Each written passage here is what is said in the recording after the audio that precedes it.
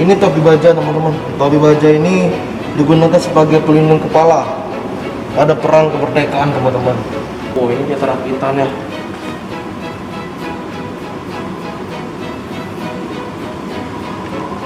Ini adalah perangkap tradisional teman-teman, khas Provinsi Bengkulu, perangkap puyuh.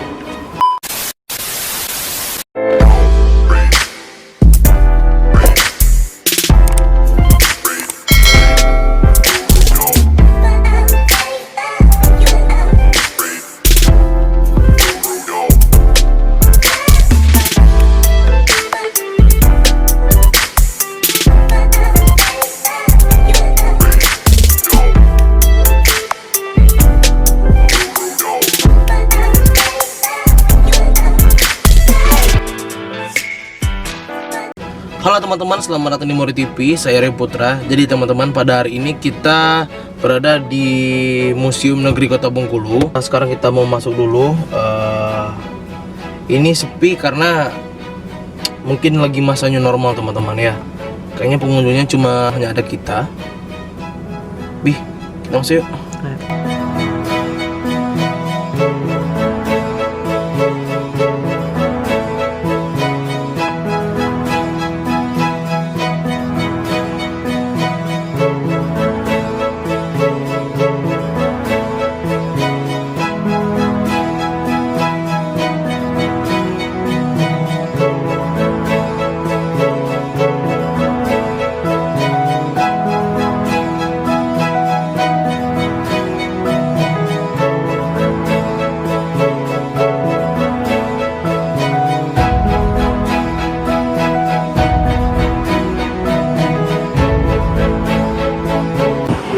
Teman-teman, kita masuk dulu teman-teman ya. Oke.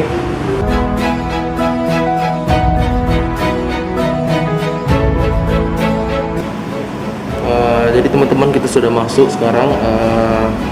Ini yang pertama, di bagian pertama kita lihat di sini ada profil Kabupaten Kota Bengkulu.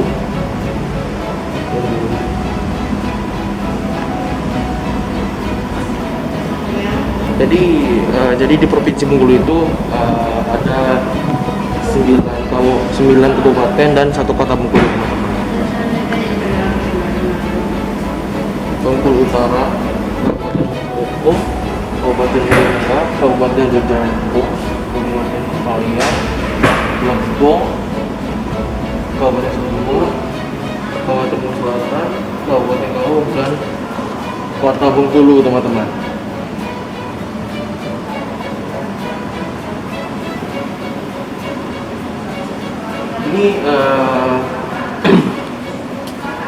Ini gambar masa prasejarah teman-teman. Ini berdasarkan artefak yang ditinggalkan masa prasejarah, dibagi ada zaman batu, zaman logam, dan zaman batu terdiri dari batu tua, media, dan muda, teman-teman. Ini teman-teman, kap batu teman-teman.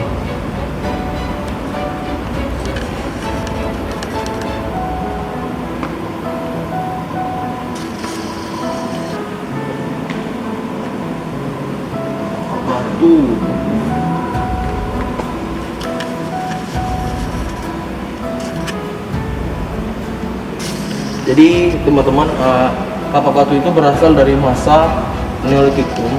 Kapak terbuat dari batuan sedimen, digunakan untuk menara kayu pada zaman prasejarah, serta perlengkapan upacara ritual. Ditemukan pada tahun 1993 Kota Bengkulu, teman-teman. Ini kalau bahasa saya di Kabupaten Bengkulu Selatan, teman-teman, kapak batu itu namanya batu petir, teman-teman. Mungkin mirip batu petir ya. Makanya saya juga ada batu kayak gitu, teman-teman. Batu yang berwarna merah itu.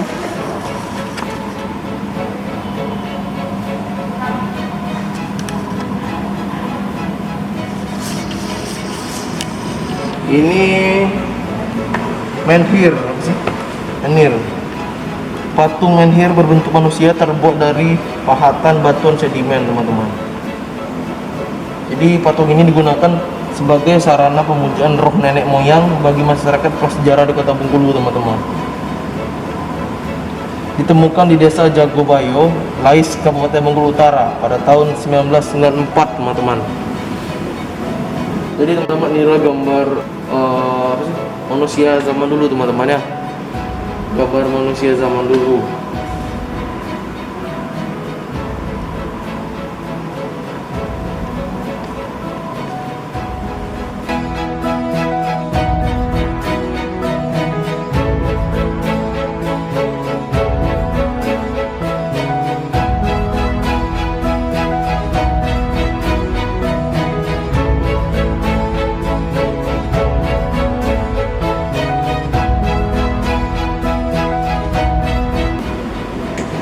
Teman-teman, jadi ini senapan senjata yang terbuat dari besi yang berbentuk meriam, laras panjang, memakai sandaran.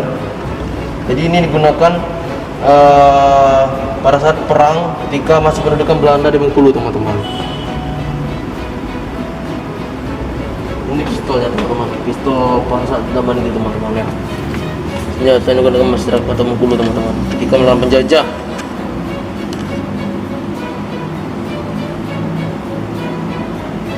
Masih unik solid, teman-teman.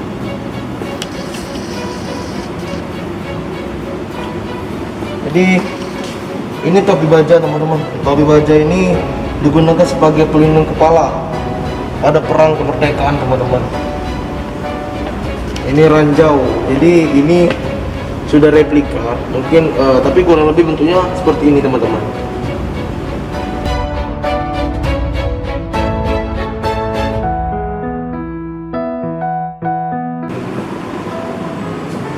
Wow, ini dia terakitannya.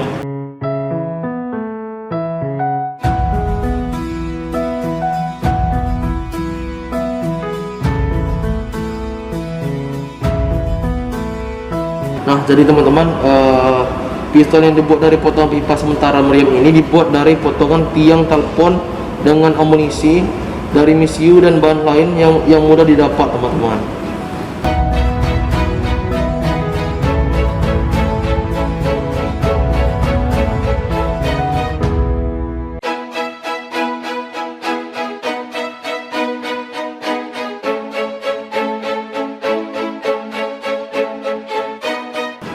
Nah, jadi teman-teman, ini adalah naskah Kaganga, teman-teman. Jadi sini maksudnya naskah Kaganga itu, teman-teman, ada berupa tulisan yang ada di rotan, teman-teman. Jadi naskah Bila Rotan ini, teman-teman, merupakan salah satu naskah yang berisi tentang pesan moral dari nenek moyang kepada anak cucu mereka, teman-teman. Ditemukan di Kota Bengkulu, teman-teman.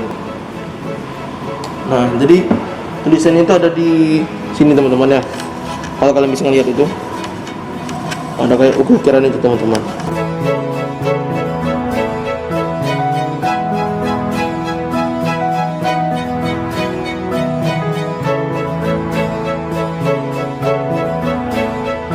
Nah, ini teman-teman, tanda baca perubahan bunyi grafem, teman-teman ya.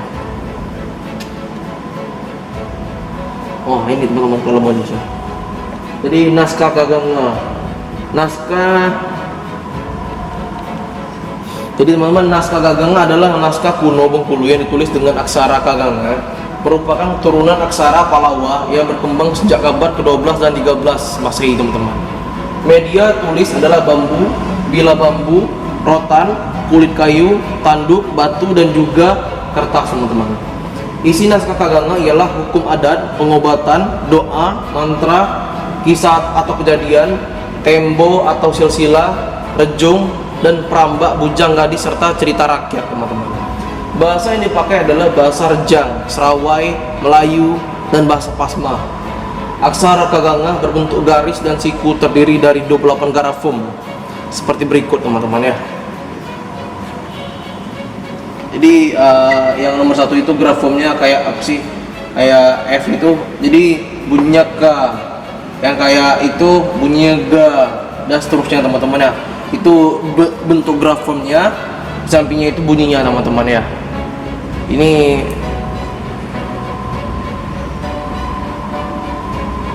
jadi teman-teman, sini kayak ada batu-batu, itu ada tulisan namanya itu kalau di Bengkulu itu namanya naskah Kaganga, teman-teman. Atau ini kalau ini namanya itu ini biar ini namanya itu kalau nggak salah kayak bahasa Sanskerta gitu ya, biar Tapi kalau di Bengkulu mungkin namanya kaganga teman-teman ya. Ini jadi banyak jadi pada zaman dulu teman-teman, nenek moyang kita menulis naskah kaganga itu di rotan, di batu teman-teman ya. Dan di sini itu pesan-pesan moral semua teman-teman. Itu ada juga di kertas teman-teman. Jadi kalau kita mau membacanya, jadi kita harus mengikuti ini teman-teman. Jadi grafemnya bentuknya yang kayak gitu, artinya grafemnya dibaca ki gitu. Jadi ini kalau grafem K menjadi ke, ko, ku gitu teman-teman. Nah jadi teman-teman, tadi kita sudah melihat naskah kaganganya. Kita masuk kita ke belakang dulu teman-teman ya. Ini mungkin ada sesuatu yang menarik teman-teman ya.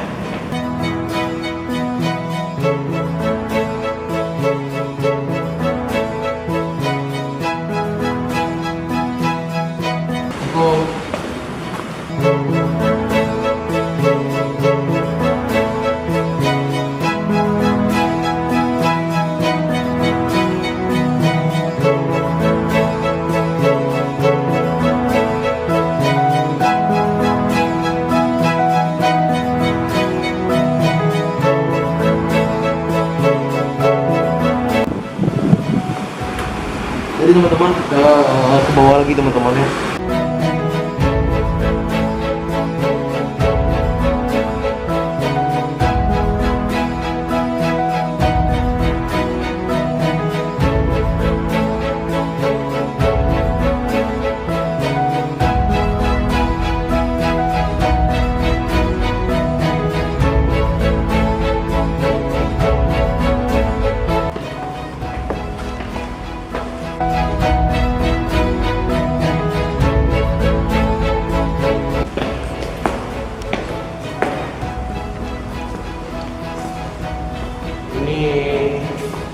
Inilah yang ada di bawah teman-teman.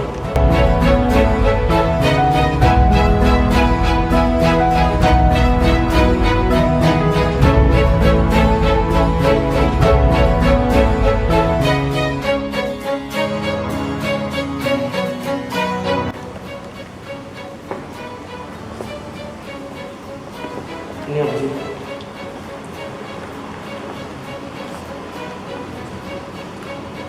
Ini adalah mesin cetak teman-teman. Jadi ini adalah mesin cetak pada saat itu teman-teman, pada zaman dulu.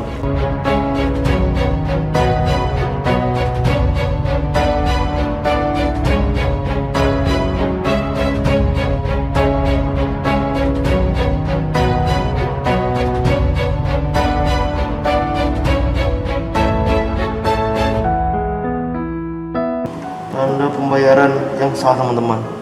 Ini mungkin pada saat itu ini adalah tanda pembayaran yang sah teman-teman pada saat itu teman-teman. Uang MN.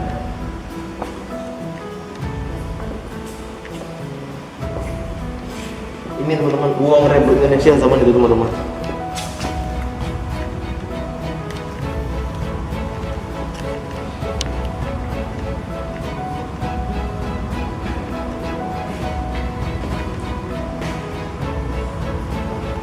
Ini uang logamnya.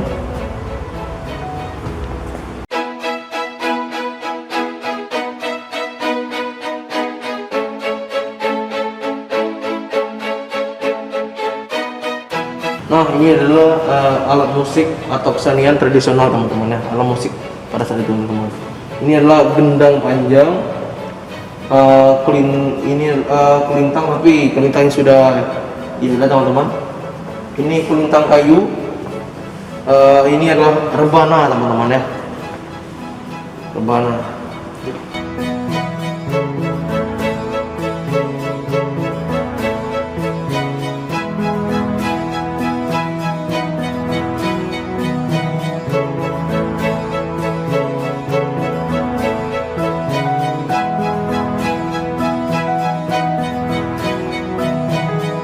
Ini kain surek teman-teman ya. Kain surek adalah sejenis batik khas Bengkulu, termasuk batik pesisir dengan motif dominan kaligrafi aksara Arab dihiasi dengan perpaduan flora yang syarat dengan makna simbolis teman-teman, yang melambangkan hubungan manusia dan alam serta dengan sang pencipta teman-teman.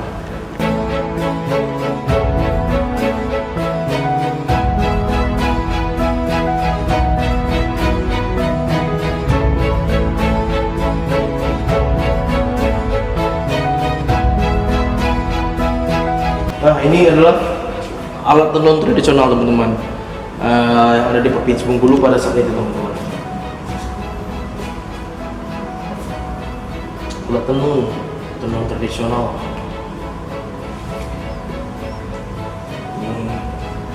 Oke teman-teman, kita kesana yuk.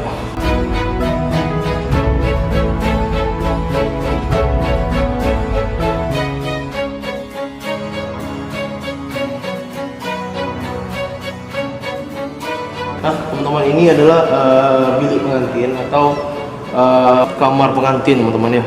Ini hiasannya teman-teman. Jadi biasanya ini nih dihias seperti ini ketika kita melakukan pernikahan teman-teman. Jadi kamar pengantin itu dihias seperti ini teman-teman. Ini adalah khas dari Provinsi Bengkulu teman-teman. Ini pelamинannya teman-teman. Jadi ini adalah tempat pengantin duduk bersanding teman-teman. Ini khas dari Provinsi Bengkulu juga teman-teman. Ini adalah alat-alat permainan pada saat itu teman-teman, zaman-zaman dahulu. Ada namanya permainan palak babi gitu, ada bedil, gasing, congkak.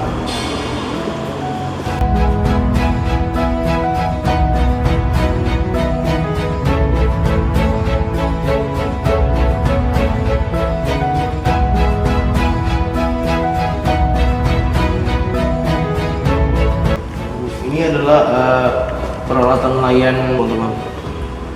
Ini ada tangguh, ada jaring.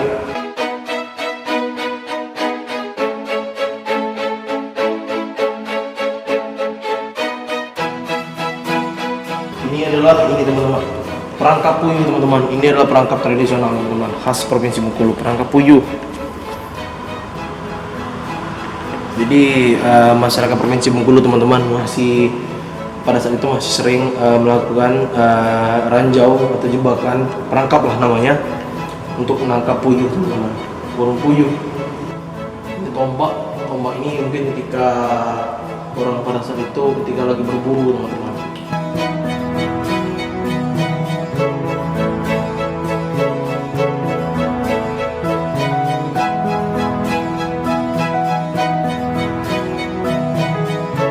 Wah, ini teman-teman, ini adalah dekut kijang. Dekut kijang adalah alat pemanggil kijang yang terbuat dari tanduk kerbau.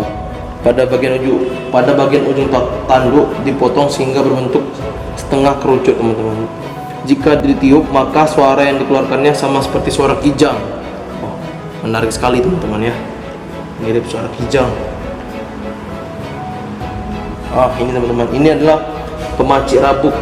Pemacik rabuk ialah merupakan perangkat untuk menghasilkan api yang terdiri dari rabuk atau miang batang bambu teman-teman, batu, bambu, dan rotan. Ditemukan kini Balu, Kota Bengkulu tahun 1993 teman-teman, tahun 1993. Nah jadi teman-teman, kita sudah selesai keliling Museum Negeri Kota Bengkulu ini. Sekarang kita mau ke atas, mau pulang. Kita ke atas yuk.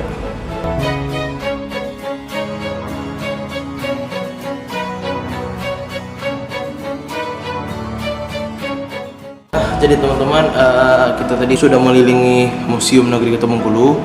Sekarang kita mau pulang dulu teman-teman. Jadi teman-teman, kalian harus kesini teman-teman, supaya kalian bisa melihat benda-benda prasejarah, peninggalan prasejarah teman-teman. Oke teman-teman ya, jangan lupa subscribe Mori TV teman-teman ya, dan juga saksikan terus video-video saya selanjutnya. Oke, dah. Oke teman-teman, terima kasih sudah menonton channel ini. Tolong support channel ini ya dengan cara subscribe, like, dan berikan komentar. Oh iya, jangan lupa share ya.